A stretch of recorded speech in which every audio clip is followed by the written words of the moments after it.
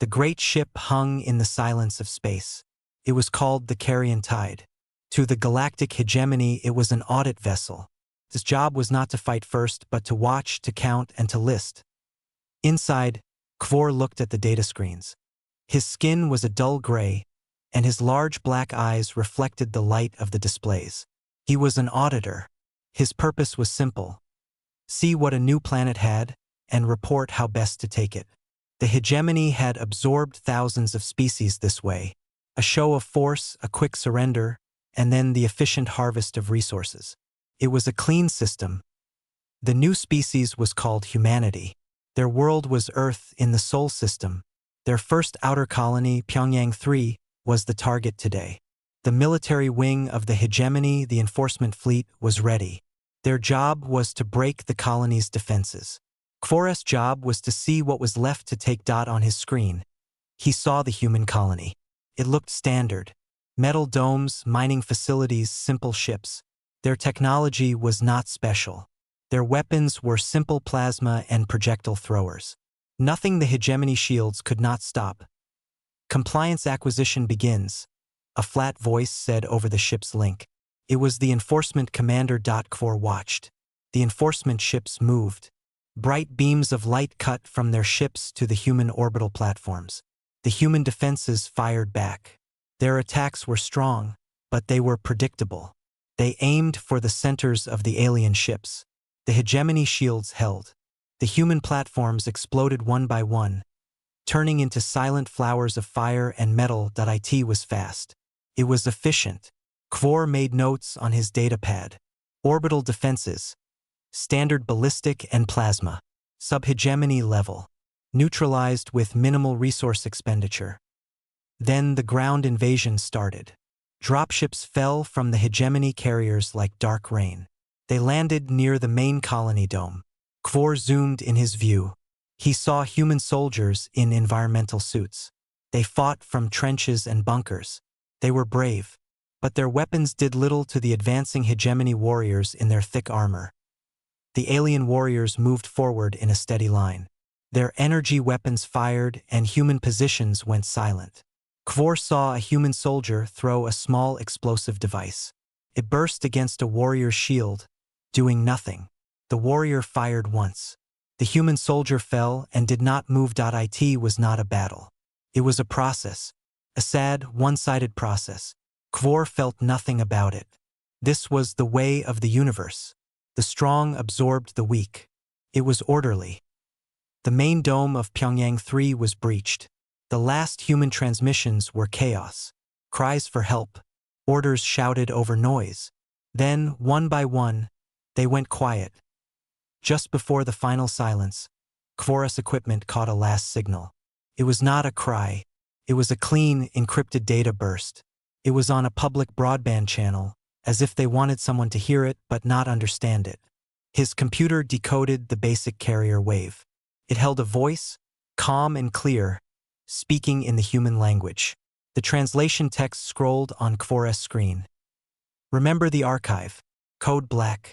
I repeat, remember the archive. Code black. Then, static. Kvor tilted his head. An archive? A code? He checked his files. The pre-invasion scans of Pyongyang 3 noted a large data storage facility. It was not marked as a military target. It was listed as a cultural and historical archive. The enforcement fleet had ignored it, aiming for weapons and power. Why was this the last message? A plea to save their history? Perhaps. Sentimentality was common in young species. On the ground, the fighting stopped. The colony was quiet. The enforcement commander's voice came again. Pyongyang 3 is compliant. Primary objective achieved. Awaiting audit for resource cataloging. Kvor looked at his screens. The data was clear. The humans had fought with expected bravery but useless tactics. Their technology was inferior. Their resistance was broken. He began to type his formal report to the Hegemony High Council. Species Audit Report, 8891, Designation. Humanity Colony, Pyongyang 3. Observation. Species displayed standard defensive aggression. Tactics were linear and predictable. Technological disparity is decisive.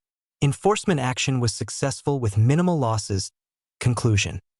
Species 8891. Humanity is compliant.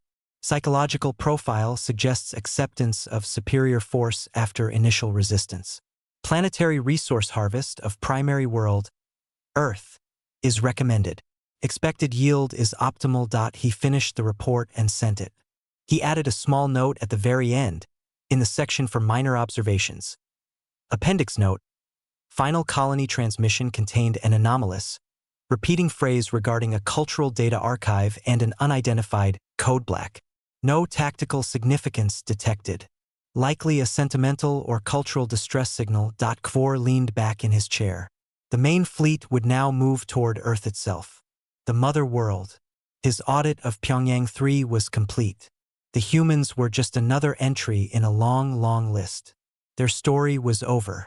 The hegemony's story of order would continue. He looked at the silent, broken colony on his screen. He saw the hegemony warriors rounding up the few surviving humans. He saw the dust settling. It was a clean, quiet victory. He closed the file. In the quiet of his audit chamber. Kvor did not wonder about the strange, calm last message. He did not think about what code black might mean. He did not consider that a warning could sound so peaceful. He had done his job. The humans, he was sure, had learned their place. The quiet on Pyongyang 3 did not last. Kvor's audit ship, the Carrion Tide, followed the main hegemony fleet toward Earth. But reports began to come from the conquered colony. At first, they were small things. A power grid would fail, but only in the sections where hegemony officers slept. The backup systems would not engage. The officers would wake in the dark and cold. It was annoying. Then, patrols started to go missing. Not the whole patrol. Just 1 or 2 warriors at a time. They would turn a corner in the mining tunnels and vanish. No sound of weapons. No energy signatures. They would be found later, alive but unconscious. Their armor stripped of power cells and communication packs. Kvor read these reports with growing unease. This was not the chaos of a broken enemy. This was something else. It was precise. It was quiet.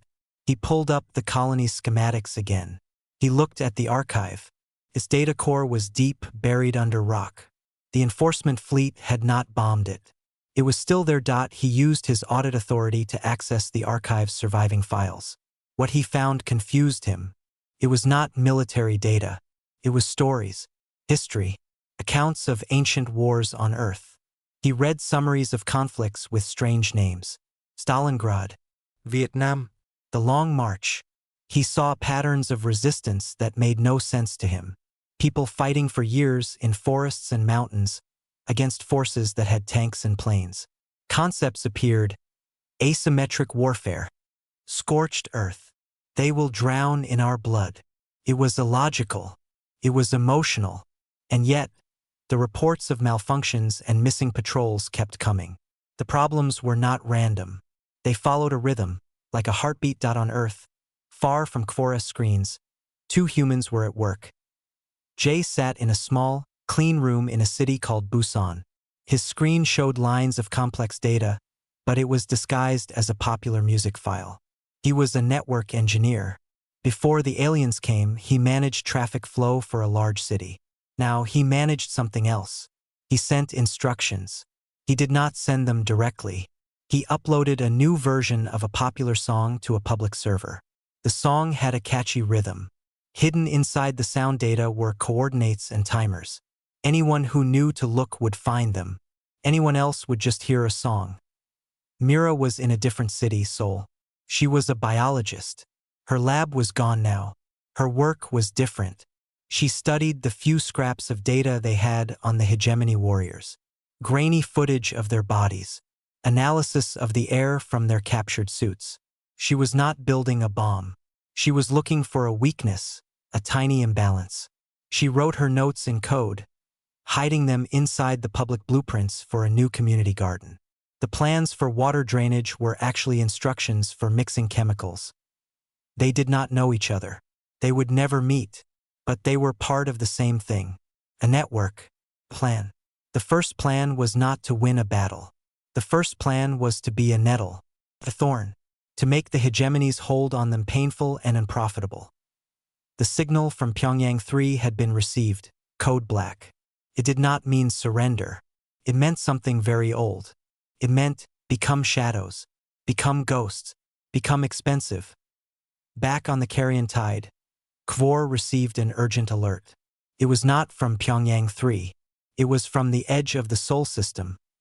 The hegemony's long-range communication relay was near Saturn. It was a giant, delicate dish that sent messages back to the heart of the hegemony. It was lightly guarded. It was not a weapon. It was a tool. No sane species would attack it first. It was like cutting a phone line when an army was at your door. It made no tactical sense. But someone had. The report was chaotic. A swarm of small, fast human ships had appeared. They were not warships. They were mining pods, construction skiffs, old orbital transfer vehicles. They were not built for fighting. But they had been modified. They carried no heavy weapons. Instead, they rammed the support structures of the Great Relay Dish. They used shaped explosive charges, the kind used for breaking asteroids. The relay did not explode. It shattered.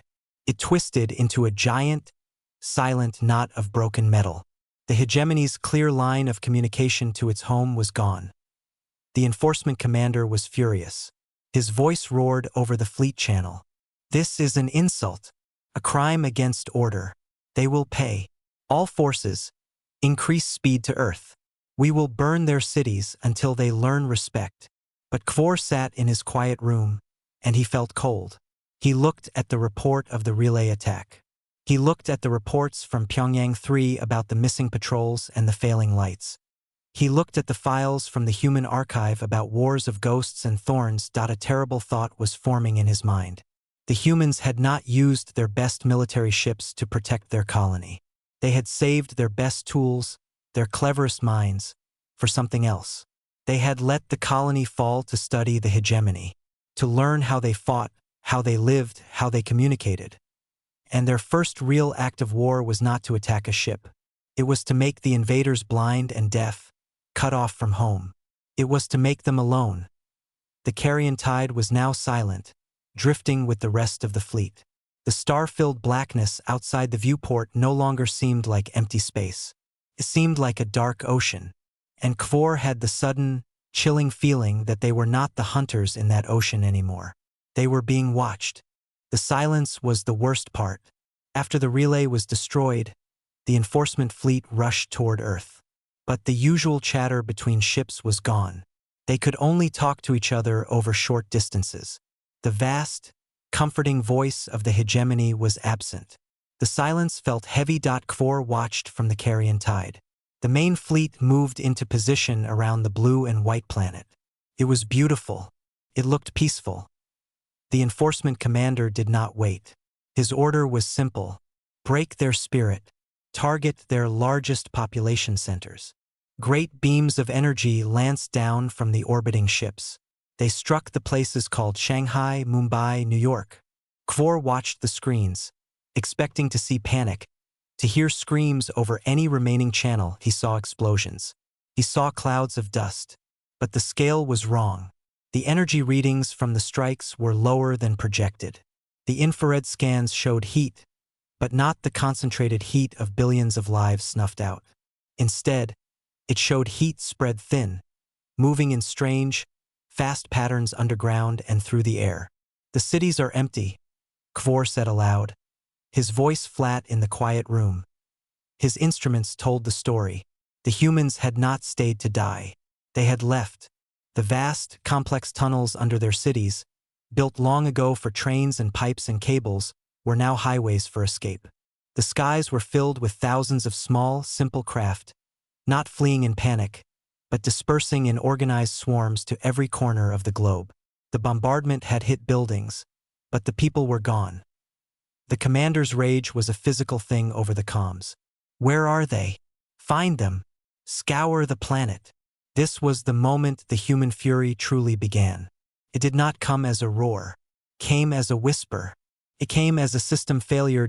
On the hegemony flagship, the life support systems hiccuped. For 10 minutes, The air grew stale and warm before the backups engaged. An investigation found a small, self-deleting program in the water recycling unit.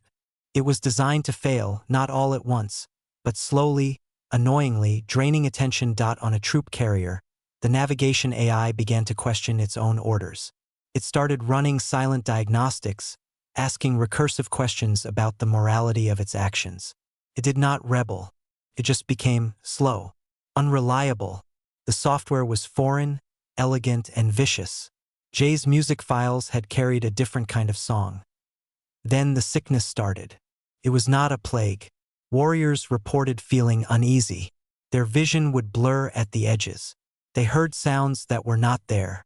A deep, irrational paranoia set in. They began to distrust their own squad mates. Fights broke out over nothing. In a medical bay on the Carrion Tide, Kvor examined the data. The atmospheric readings from the affected ships showed a tiny, almost undetectable foreign compound. It was not a poison.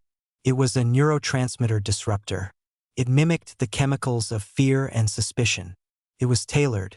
Myra's community garden blueprints had borne dark fruit.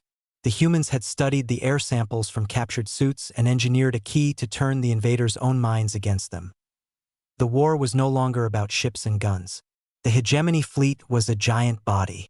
The humans were not trying to punch it. They were injecting a virus into its bloodstream. They were attacking its nerves. Kvor finally understood. He pulled up the archive files again.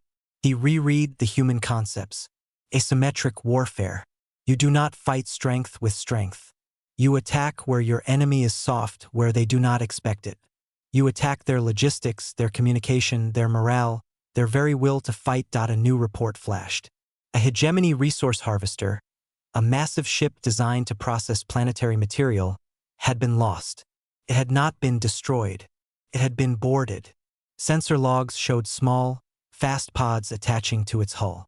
The internal security feeds showed humans in simple spacesuits moving through the corridors. They did not shoot everyone. They targeted the engine room and the control nexus. They placed small charges. Then they left. The harvester's engines went dead. His computers were wiped clean. It was now a floating, useless piece of metal. The humans had not taken it for themselves. They had simply turned it off. They had made it a monument to waste. The enforcement commander was screaming now, his voice cracking over the short-range channel. They are insects. They hide and they sting. Face us. Fight with honor. But there was no one to hear him. The humans did not fight with what the hegemony called honor. They fought to win. And winning, right now, meant making the cost of staying here too high to bear. Kvor looked at his original audit report on his screen. The words seemed stupid now, childish. Species 8891, humanity, is compliant. He deleted the file. He started a new one. His claws trembled as he typed the first line. Preliminary addendum to audit report 8891. Observational update. The human strategy is not resistance. It is systemic deconstruction. They are using our presence as a laboratory. They learn, they adapt, and they strike at the connections that bind a military force into a coherent whole. Their planet is not a target. It is a weapon. Their minds are the trigger. Outside, Earth turned slowly, peacefully, below a fleet that was starting to rot from the inside. The hegemony fleet was falling apart. It was not happening with explosions, but with a quiet unraveling. Ships drifted, their crews confused by the subtle chemicals in their air. Other ships had critical systems fail in ways that repair bots could not understand.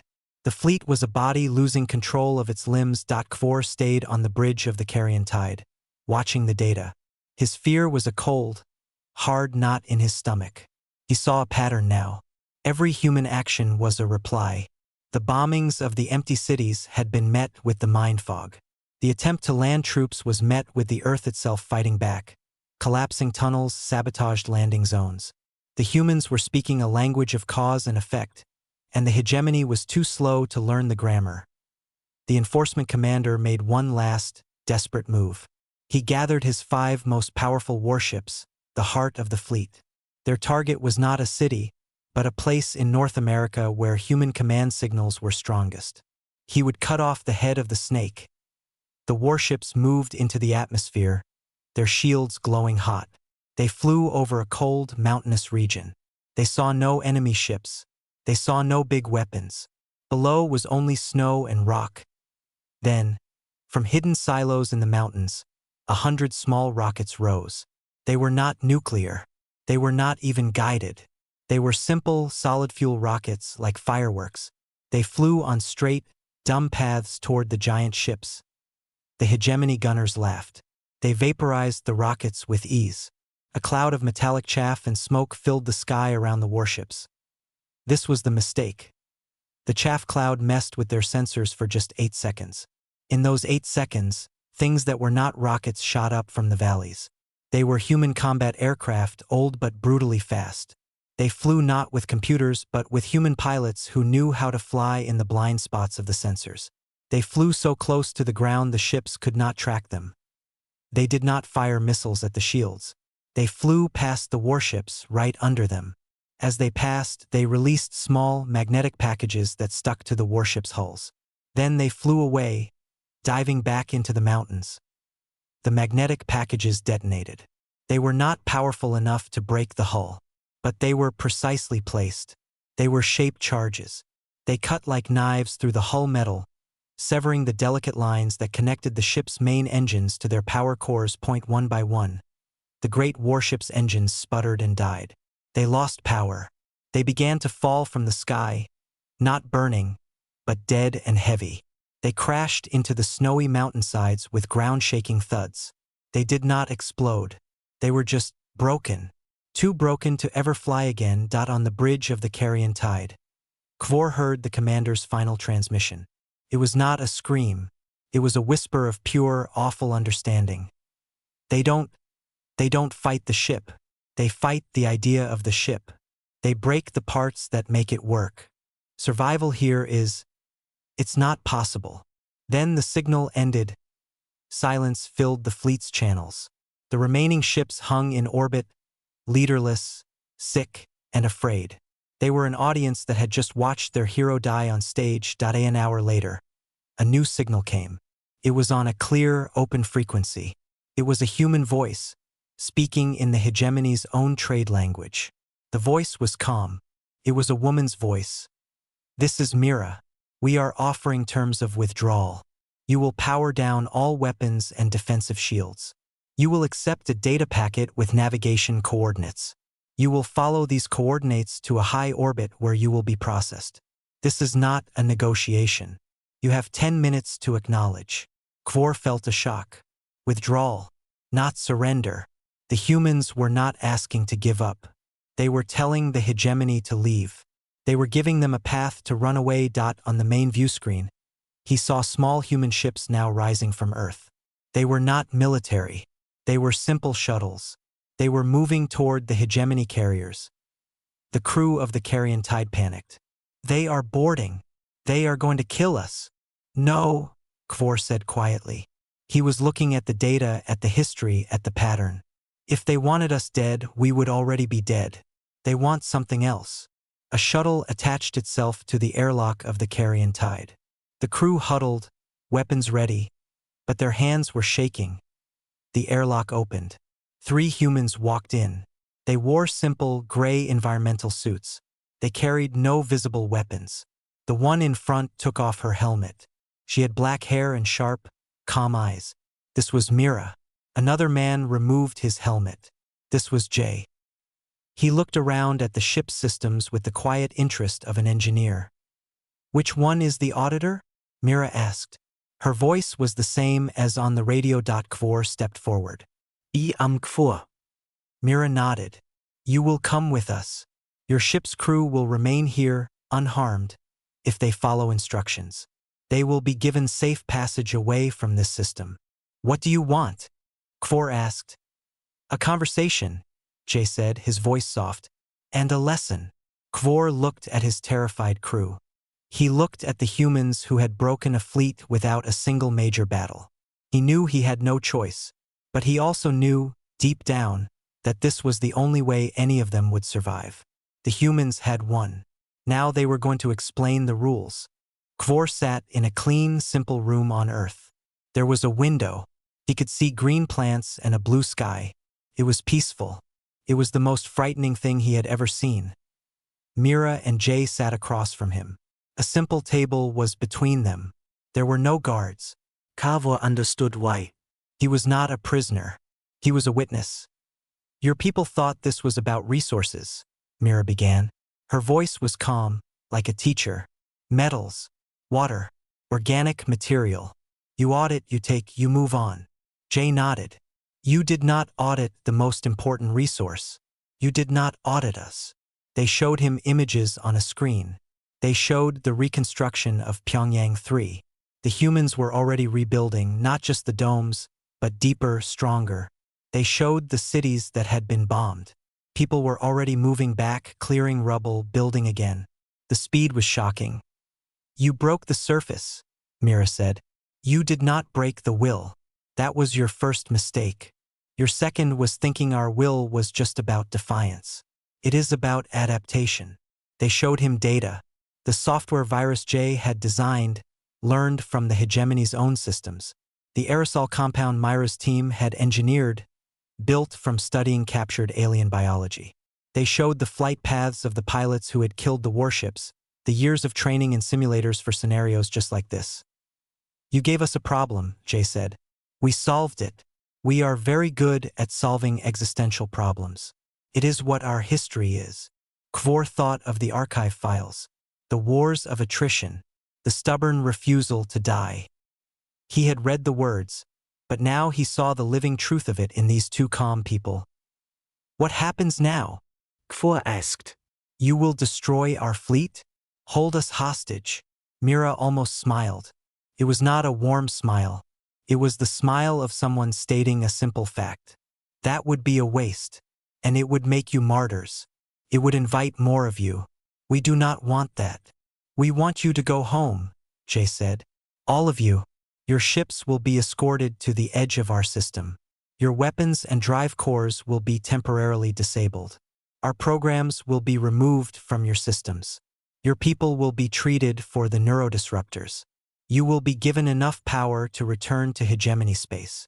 Kvor starret. You are letting us go? We are sending you back, Mira corrected, with a message. You are the auditor. You will deliver the final report. Weeks later, Kvor stood before the High Council of the Galactic Hegemony. The chamber was vast, filled with the oldest and wisest species from 1,000 stars.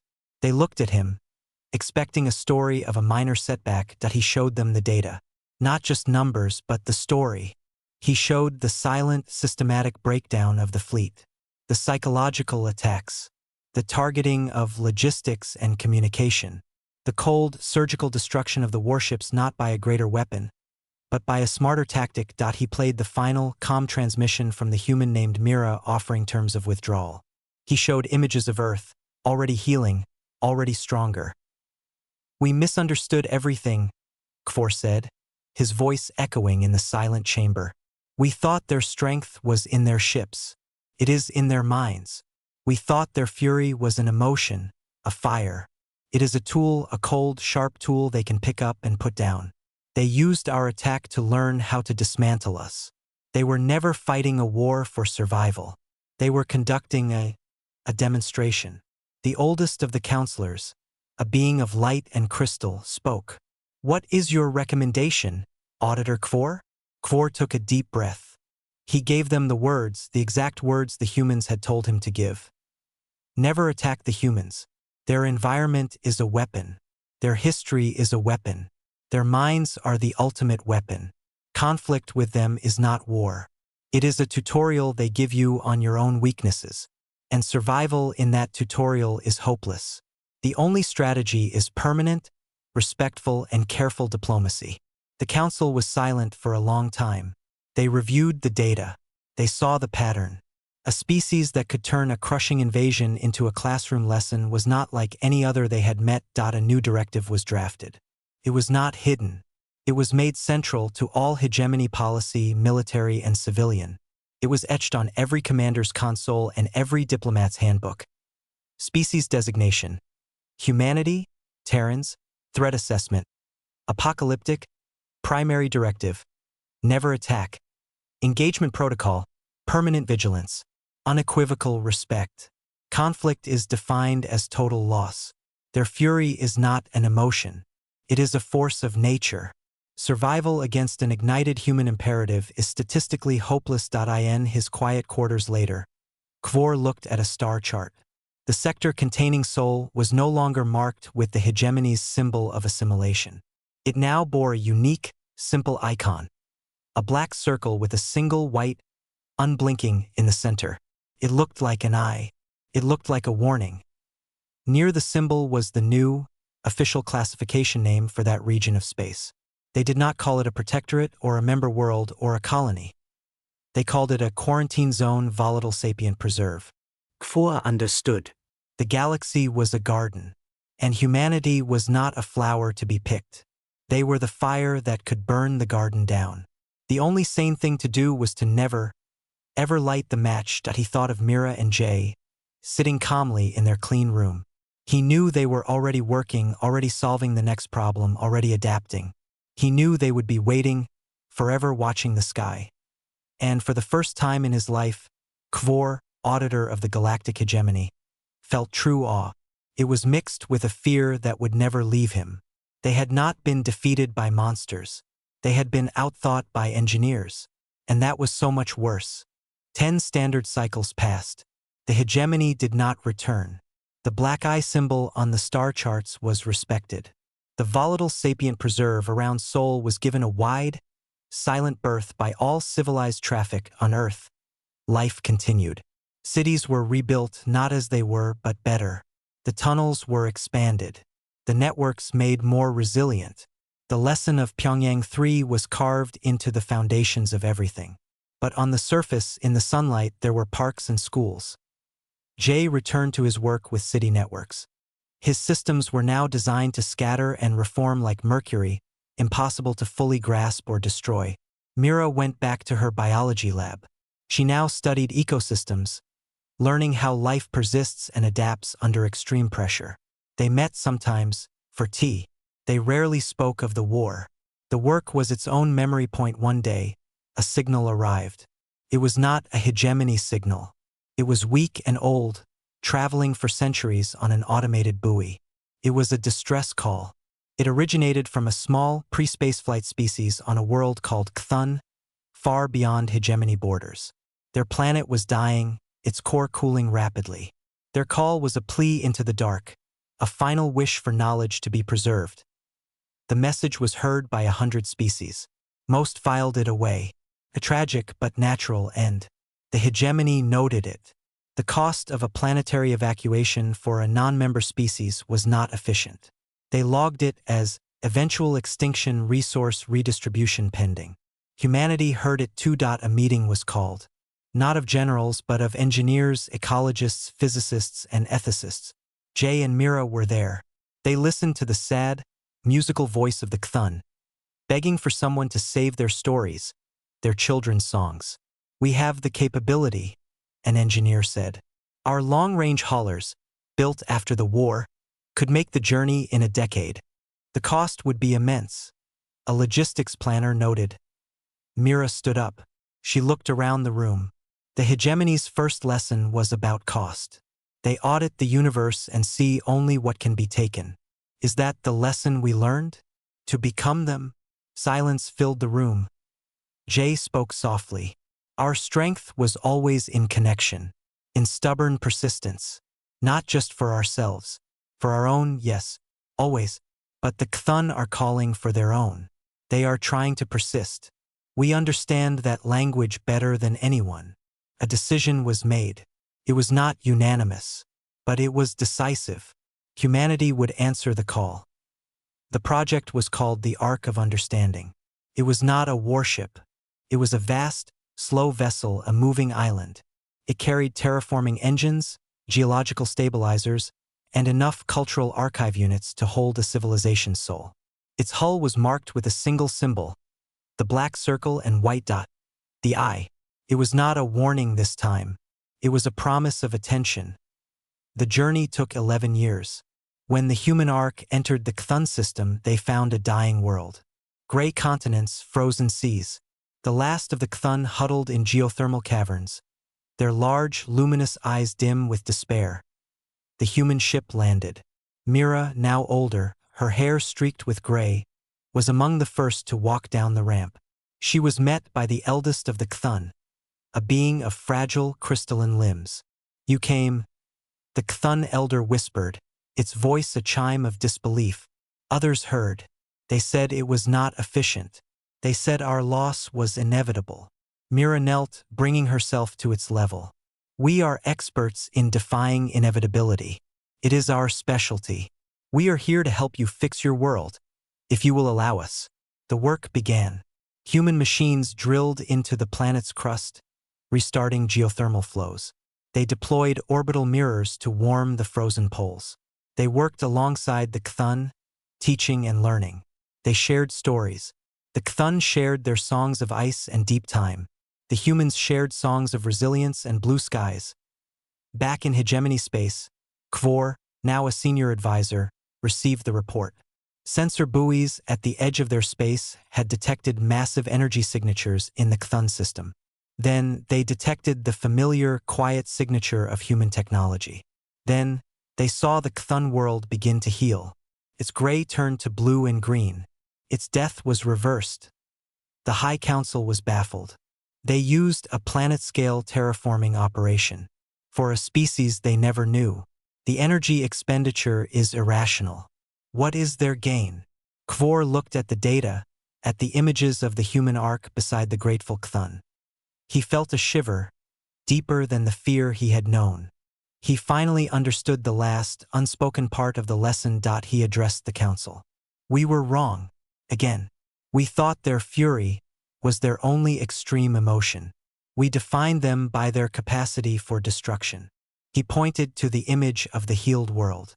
"That is their other extreme. That is the other side of the same coin.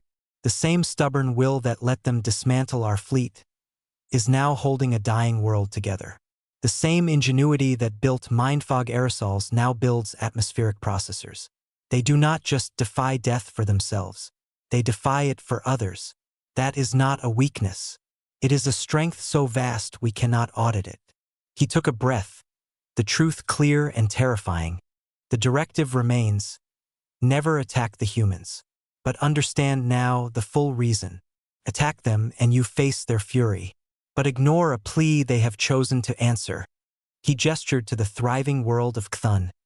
"And you will face their compassion. And facing that, seeing what they build when they are not fighting for survival, that will make you question every calculation your civilization has ever made. Survival against their fury is hopeless. But relevance in the shadow of their compassion? That might be even harder." The council looked at the two images side by side on their screens. The broken hegemony warships in Earth's snow, and the vibrant, saved world of Cthulhu under a human-made sun. They understood.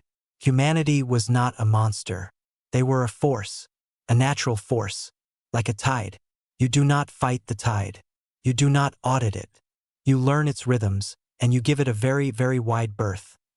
And you hope one day, if you are ever cold and dying in the dark, that it might choose to turn its relentless, saving light on you.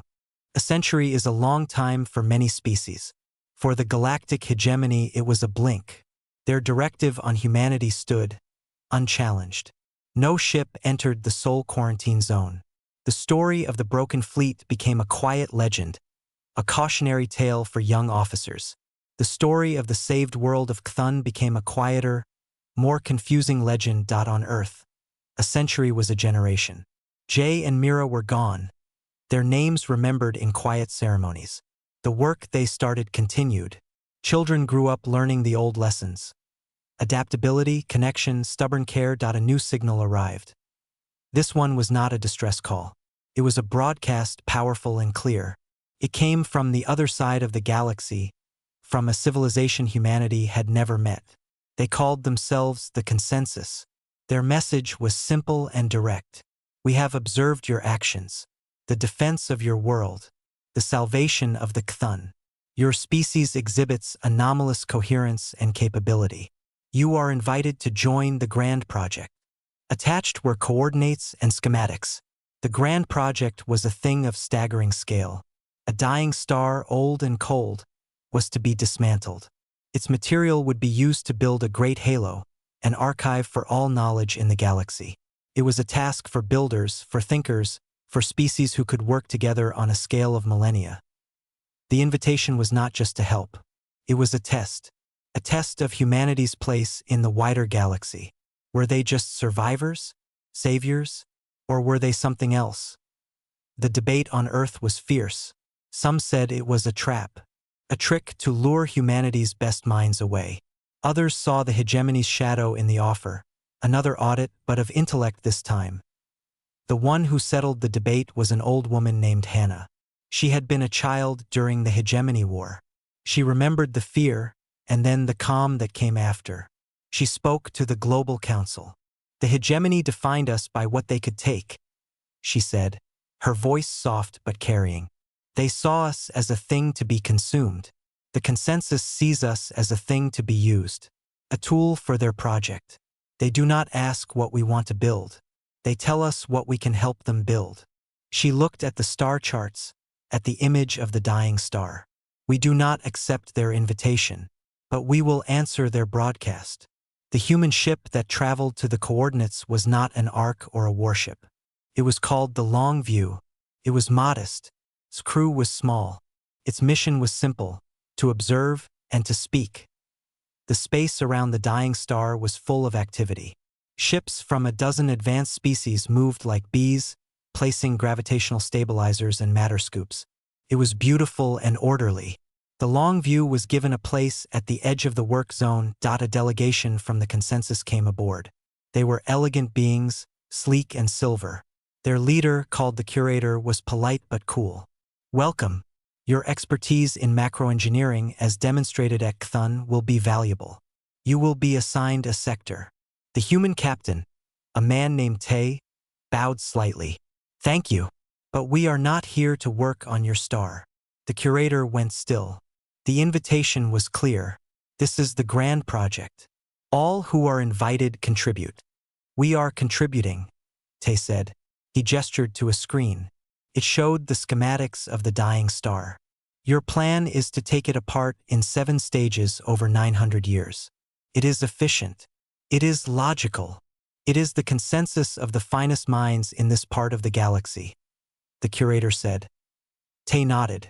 It is a good plan, but we have another. He touched the screen. A new schematic appeared alongside the old one. It was different. It did not dismantle the star. It proposed a series of precise, delicate interventions, resonance beams, gravity taps, to restart the star's fusion core, to give it a new, stable life for another billion years. The Halo archive could then be built in orbit around a living sun, powered by it, sustained by it. The energy output would be unpredictable, the curator stated, but there was a flicker in its eyes. It was looking at the human plan, really looking. It would be dynamic, Tay corrected. A living system. Your archive would not be a tomb of knowledge in a dead system. It would be a garden growing under a new sun. The knowledge would have a future, not just a storage. The consensus delegation huddled. Their communication was a swift, silent ripple of light. The work around the star slowed as the proposal was broadcast. The curator turned back. This was not the consensus. This is a different vision, a reckless one. It introduces risk. Thai smiled. It was a calm smile, one that would have reminded Kfor of Mira. We are very familiar with risk, and with different visions. We are not asking you to agree. We are showing you another option. That is our contribution. For days, the great work hung in balance. The human ship did nothing. It just waited. It showed more data, more models of the living star system, of the vibrant archive it could become. Then, a shift began. First one species, then another broke from the consensus plan. They saw the appeal of a garden over a tomb. They saw the human logic, a logic not of minimal cost, but of maximal possibility. The curator finally returned to the long view. Seemed less solid now, more curious. You did not come to help build our dream. You came to dream a bigger one with us. This is your nature. Tay thought of Hannah's words. Our nature is to see a dying light, he said, looking at the dim star on the screen, and to wonder how to make it shine again. Sometimes that means fighting what would snuff it out. Sometimes it means offering it a new way to burn. It is the same impulse. The consensus did not adopt the human plan fully. They created a new plan, a blend of both. The star would be gently restarted. The archive would be adapted. As the long view prepared to leave, the curator had a final question. Your people, what do you want? If not to be consumers like the hegemony, or tools like we thought, what is your role? Tay looked out at the stars, at the now bustling activity around the star that was being given a second chance. We are the gardeners, he said simply. Sometimes you have to pull weeds. Sometimes you have to mend a broken branch. Sometimes you just add water. But the goal is always the same, more life. The message that traveled back to the hegemony was brief. The humans had gone to the grand project. They had not joined it. They had changed it. They had looked at a monument to memory and suggested it have a heartbeat. In his chamber, Kvor, now ancient, received the report. He looked at the updated galactic charts. The symbol by Sol was still a black circle with a white dot. But in the new legends, next to the symbol, a footnote had been added by unknown cartographers. It read, Potential. Handle with hope.